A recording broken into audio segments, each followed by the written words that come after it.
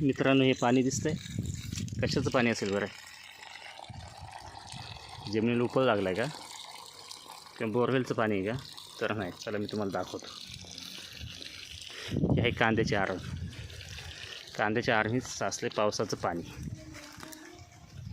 आता ते बऱ्यापैकी उपसलं आहे, पूर्णपणे साचलं होतं. काल झाला आहे अवकाळी पाऊस अचानक, आणि रोजच आहे पाऊस झाला की पण पाणी काढले. तर हा माल पूर्णपणे सोडून गेला आहे. बाजार वाढेल वाढेल वाढेल. ज्यावेळेस कांदा पिकवला त्यावेळेस याचा काहीतरी 13-14 रुपये किलो भाव होता. मग त्यावेळेससुद्धा अशी अवस्था होती का खर्चसुद्धा निघत नव्हता फ्रेश माल असताना. आज 4-5 महिने झाले किंवा 5-6 महिने झाले कांदा ठेवून. तो बाजार वाढायला पाहिजे, कमी व्हायला पाहिजे होता. तो बाजार अक्षरशः कमी झाला आहे. हाच माल आज 2 रुपये 3 रुपये किलोनीसुद्धा कोणी घेत नाही. बोलतात ते आरण वाया गेली तुमची, आम्हाला परवडणार पण नाही. ॲक्च्युली त्यांचा पण दोष नाही. ते तर कुठे विकणार? कांदा पिकवण्यासाठी वाहतूक, शेणखत, खुरपणी, लागवड, काढणी, पुन्हा इथून वाहतूक, आरण बनवणे, पाचट आणणे, कागद. आता 2 वेळा कागद घातला आहे. पहिला कागद काय माहीत नाही काय झालं, तर पुन्हा कागद टाकला आहे. त्यामुळे पाणी साचलं आहे. बरं, पहिलं पाणी तर खालीच जात होतं कारण माल सडून गेला. तर माल सडून का गेला? शेतकरी आशा असते की बाजार वाढेल, आपलं सरकार आहे, काळजीवाहू सरकार आहे, शेतकऱ्यांचं सरकार आहे, असं ज्यावेळेस घोषणा दिल्या होत्या. म्हणून शेतकरी माल ठेवतो, आज नाही तर उद्या वाढेल, आज नाही तर उद्या वाढेल.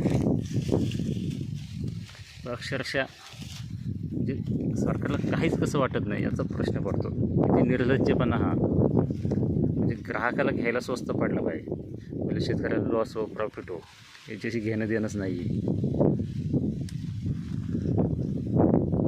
हे रोजचंच झालं आहे. शेतकरी फक्त इलेक्शन आलं की मग त्याला शेतकरी आठवतो. शेतकऱ्याच्या मालाला बाजार देणे, कांद्याला बाजार देणे. इकडचं मुख्यतः आता मी नगर जिल्ह्यातील पश्चिम भागातील शेतकरी, म्हणजे हा जो पट्टा आहे 100 किलोमीटरचा, इकडं ओतूर असेल, निफाड असेल, पुण्यापर्यंत असेल, इकडं सुपाहांगा नगरपर्यंत, हा पूर्ण कांद्यावर अवलंबून असणारा शेतकरी. त्याचं सर्व स्वप्न असेल, मुलांचे शिक्षण असेल, मुलीचं लग्न असेल, बायकोची साडी चोळी असेल, बहिणीची साडी चोळी असेल, ती पूर्ण कांद्यावर आहे. आणि आज जो कांद्याला 1 लाख जो खर्च झाला माझा, आज त्याचा 1ही रुपया मला मिळत नाही. आता ही आराम मला बकऱ्याला चरायला द्यायची, त्यांनाच मला 2-3 हजार रुपये द्यावं लागते. बाबा ही तू घेऊन जा, चार, अशी अवस्था आहे. आता पुन्हा मला कांदे लावायचे. साधारणपणे मी 7 वेळा त्याची वहीत केली, पाऊस पडला, वहीत केली, पाऊस पडला, पुन्हा वावर निभार झालं, पुन्हा सारे पाड, 2 वेळा सारे पाडले. रात्री पाऊस झाला आहे, माझी परवा 13वा लागवड आहे. मला पुन्हा एकदा आज पाऊस झाला तर उद्या वहीत करावं लागेल, नाही तर लागवड पुढे ढकलावी लागेल. पूर्णपणे स्वप्नाचा चक्काचूर झालेला आहे.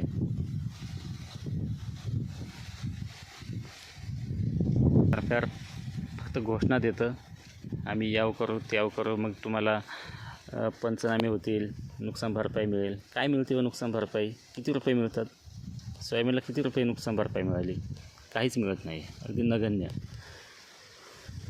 उद्योगपतींचे खर्च माफ होतात, पण शेतकऱ्याचं काहीच माफ होत नाही. ते सरकार आश्वासन देतं, पुन्हा ते थकबाकी म्हणून त्याच्या नावावर ते लिहिलेच राहतं. आज मग त्याला ते भरायचेच आहे. तो माझी पूर्ण आराम दाखवतो एकदा, काय अवस्था आहे.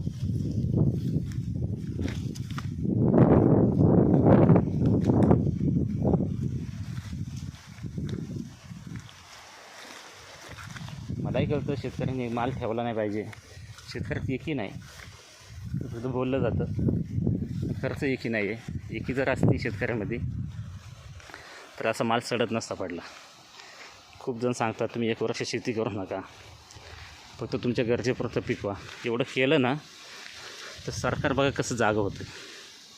तुमच्या घरातून अन्नधान्य उचलायला मागे पुढे बघणार नाही. त्यावेळेस त्यांना श्रीमंत जागवायचं, गरीब जागवायचं नाही.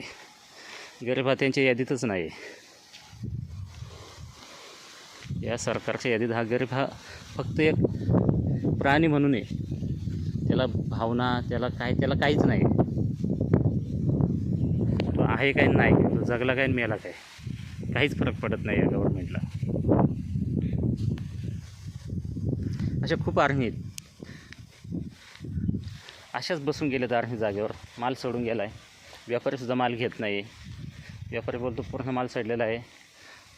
त्यालाही माहिती आहे का शेतकरी हा देणारच आहे, तेवढी मोल भावाने पण देणारच आहे. त्यामुळे तो पण खूप आडून बघतो. माल संपत नाही, यावं नाही त्यावं नाही. मागच्या वर्षी कसं काय संपला हो माल? जास्त होता का कांदा मागच्या वर्षी? एवढाच होता ना, किंवा काही जास्त असेल, यापेक्षा जास्त असेल, पण संपला. कारण इलेक्शन होतं तेव्हा तुम्ही आयात करत नाही परदेशातून कांदा. आपला कांदा तर आपण परदेशात पाठवत नाही, कारण इथे महागाई वाढते. श्रीमंतांना घ्यायला परवडत नाही. बर्गर खायला परवडतं, पिझ्झा खायला परवडतो, त्याला सफरचंद खायला परवडतं. खूप अशी महागडी फळं आहेत ती त्यांना परवडतात, पण त्यांना कांदा परवडत नाही, कारण तो महाग होतो.